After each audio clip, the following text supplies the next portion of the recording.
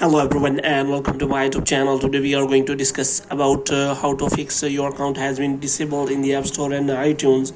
For assistance, contact iTunes support.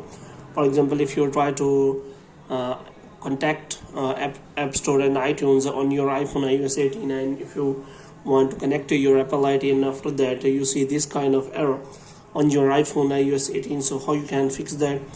For this, what you have to do, you have to simply watch this video completely.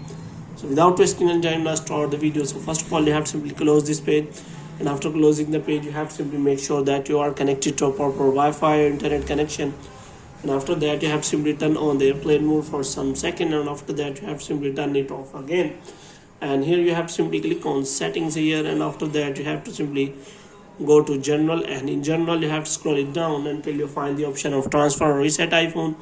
So here you have to simply click on reset, and you have to reset all of your network settings, and after that you have to simply go back. Now what you have to do, you have to simply open your name or Apple ID here, and you have to simply check for any kind of payment and subscription.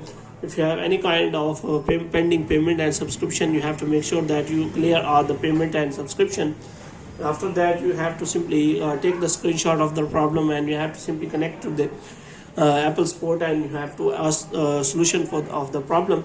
If the problem is still there, then you can simply take the screenshot and discuss it in the Apple discussion, and ask the iPhone or iOS user how they solve that problem.